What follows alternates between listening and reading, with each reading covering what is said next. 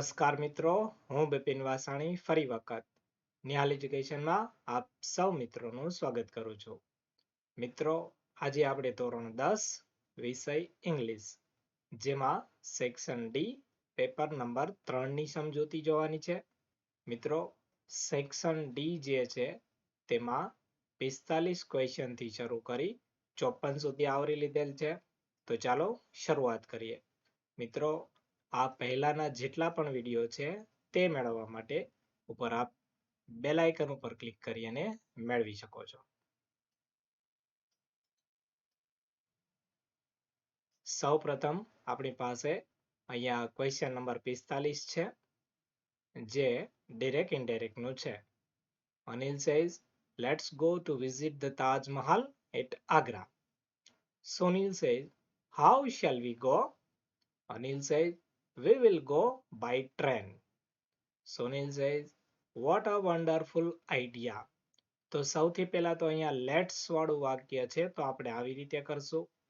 Anil suggested to Sunil that let's કાઢી અને they should મૂકશું. they should go to visit the Taj Mahal at Agra. વાક્ય કંઈક આવી રીતે બનશે. Anil suggested to Sunil that they should go to visit the Taj Mahal at Agra. હવેનું વાક્ય પ્રશ્નાર્થ વાક્ય છે. સુનિલ અનિલને પ્રશ્ન પૂછે છે. તો સુનિલ asked અનિલ, WH વાળું હોય તો આપણે WH વાળું મૂકીએ. અહીંયા હાઉ છે એટલા માટે આપણે હાઉ મૂકશું. હાઉ વાક્ય સાદું બની જાય. વી આગળ આવી જશે, સેલ પાછળ વયું જશે. વી બંને માટે મૂકે છે એટલા માટે આ ધ્યેય મૂકશું. ધ્યેયની સાથે વિલ આવશે, વિલનું ભૂતકાળ would થશે. they would go, તો જવાબ કંઈક આવી રીતે આવશે. સુનિલ asked અનિલ, અથવા તો him તમે કોઈ પણ મૂકી શકો. how they would go, આવી રીતે જવાબ આવશે. સુનિલે પ્રશ્ન પૂછ્યો છે, અનિલ એનો જવાબ આપે છે.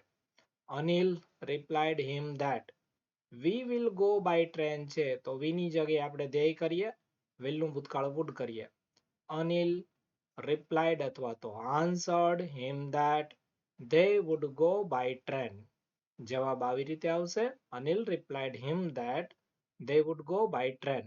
અહીંયા તમે him ની જગ્યાએ નામ પણ મૂકી શકો છો. હવે આ જે વાક્ય છે તે ઉદ્ગાર વાક્ય આવ્યું. ઉદ્ગાર માટે આપણે exclaim નો ઉપયોગ કરશું. Sunil exclaimed with joy, praise કોઈ પણ મૂકી શકો. that અહીંયા છેલ્લેથી શરૂ કરીએ.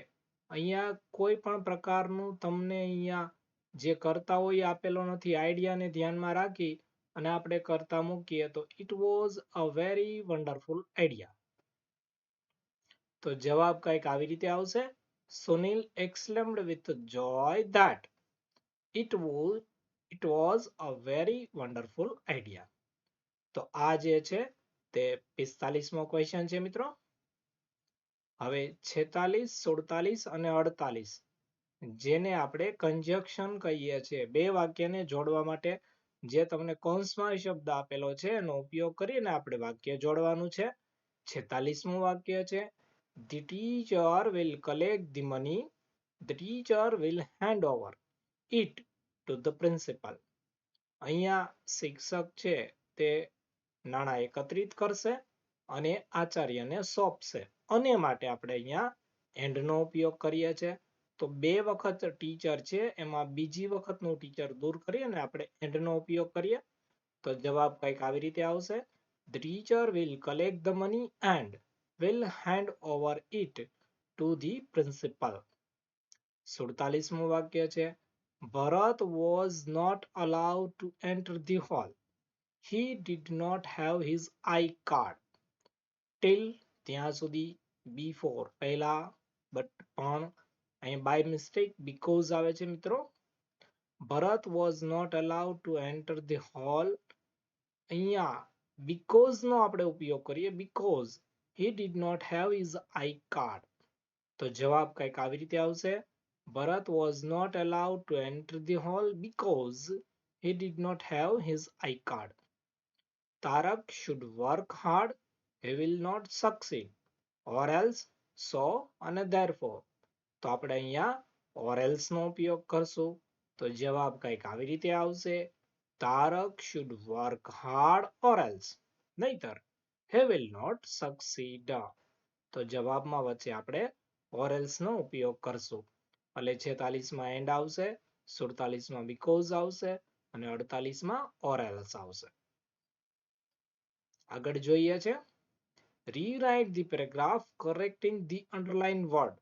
એટલે અહીંયા જે શબ્દ તમને આપેલો છે જેની નીચે અંડરલાઈન કરેલી છે, લીટી કરેલી છે, ત્યાં આ શબ્દ ખોટો છે, તેની જગ્યાએ તમારે સાચો શબ્દ લખી અને ફરીથી આ લખવાનું છે.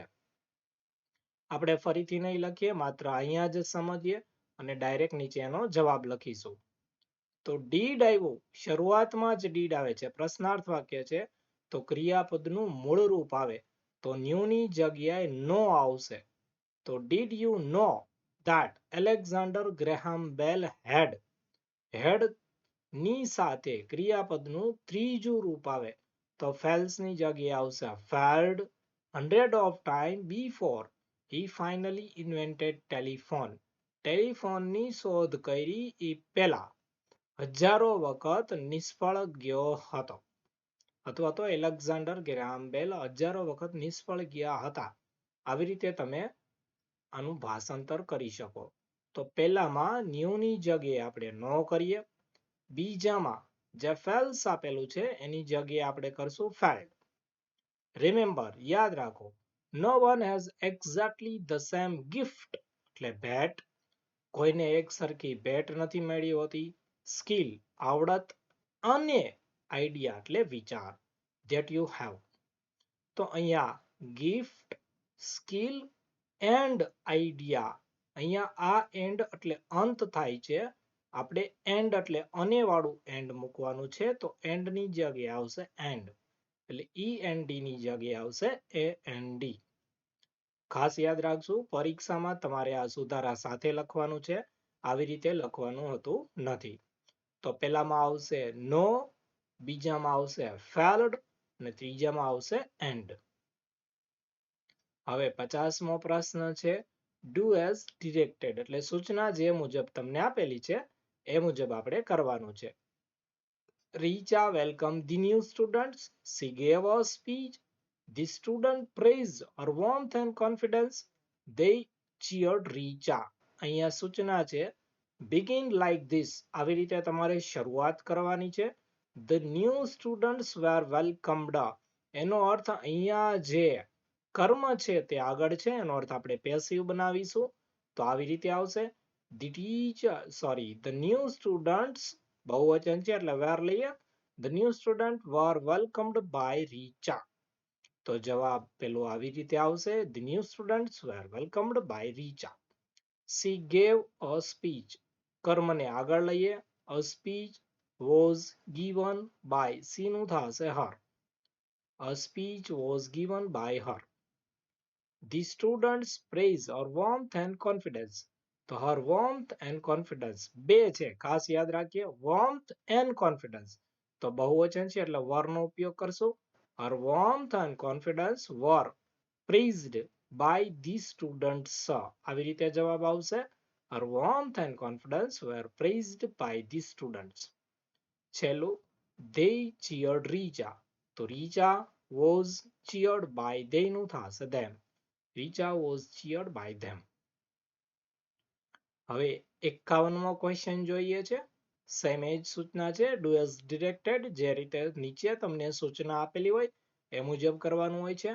I do not like cricket. I like to play tennis. I read many books. I also listen to music. Begin like this, આવી રીતે તમારે શરૂઆત કરવાની છે. My brother does not, એનો અર્થ આવો થયો, જ્યાં I છે એની જગ્યાએ તમારે my brother કરવાનું છે. તો અહીંયા પ્રથમ પુરુષ એક વચન છે, એની જગ્યાએ ત્રીજો પુરુષ એક વચન કરવાનું છે. બહુ સિમ્પલ છે, ડુ નોટ ની જગ્યાએ ડઝ નોટ મૂકો, જ્યાં મૂળ રૂપ આપેલું હોય ત્યાં ત્રીજો પુરુષ એક વચન છે એટલે એસ કે es વાળું આવશે. તો અહીંયા છે I do not like cricket, તો આવી રીતે આવશે, my brother does not like cricket. પેલું વાક્ય આવશે, my brother does not like cricket. હવે વારંવાર આઈ ની જગ્યાએ માય બ્રધર મૂકવાની જરૂર નથી, આપણે હી મૂકશું તો હી લાઇક્સ થશે. હી લાઇક્સ ટુ પ્લે ટેનિસ. બીજું વાક્ય આવી રીતે આવશે, હી લાઇક્સ ટુ પ્લે ટેનિસ. ત્રીજું છે આઈ રીડ મેની બુક્સ, તો આઈ ની જગ્યાએ હી કરીએ, રીડ નું રીડ્સ કરીએ તો જવાબ આવી રીતે આવશે, he reads many book. I also listen to music, ફરીથી આઈ ની જગ્યાએ હી કરીએ, ઓલ્સો લિસન નું લિસન્સ કરીએ, he also listen to music. અહીંયા એસ આવશે મિત્રો, લિસન્સ થશે. હવે જે છે તે 52 થી શરૂ કરીએ અને 54 સુધીની વાત છે, જેમાં તમને એક ક્વેશ્ચન આપેલો છે, એક શબ્દની નીચે અંડરલાઈન કરેલી છે, જેના 4 ઓપ્શન આપેલા છે, એમાંથી કોઈ એક સિલેક્ટ કરવાનું છે. જેમ કે sometimes mother makes pizza for us, તો અહીંયા સમટાઈમ છે તે વારંવાર ફ્રીક્વન્સી બતાવે છે, તો અહીંયા ઓપ્શન છે એ, what does mother make for us? B, how often does mother make pizza for us? C, how does mother make pizza for us? D, who makes pizza for us? તો અહીંયા તમે જોઈ શકો છો, સમટાઈમ્સ છે માટે આપણે ઓફન વાળું જે વાક્ય છે એનો ઉપયોગ કરશું. ફોર પણ આપેલું છે તો જવાબ આવી રીતે આવશે, how often does mother make pizza for us? તો આપણો જવાબ આવશે બી. 53મું છે, Mr. Shukla has been working here for 20 years. અહીંયા અગત્યનું છે for. for માટે આપણે how long નો ઉપયોગ કરીએ છીએ, એ, how long has Mr. Shukla been working here? B, since when Mr. Shukla been working here? C, who has been working here for 20 years? D, what has Mr. Shukla been doing here for 20 years? તો આપણો જવાબ આવશે એ, how long has Mr. Shukla been working here? ચાલો 54મું છે, છેલ્લું છે, the principal will meet the parents whose children have failed. Principal એને મળશે, એવા વાલીઓને મળશે કે જેના બાળકો એક્ઝામમાં ફેલ થયેલા છે. તો હવે આપણે સમજીએ કોને મળશે, કોને માટે, એટલે આપણે whom નો ઉપયોગ કરીશું. એ, whom will the principal meet? B, why will the principal meet the parents? C, when will the principal meet the parents? D, where will the principal meet the parents? where જગ્યા માટે મુકાય છે, when સમય માટે મુકાય છે, why કારણ માટે મુકાય છે, તો અહીંયા whom વ્યક્તિને ઉલ્લેખીને મૂકેલું છે, whom will the principal meet?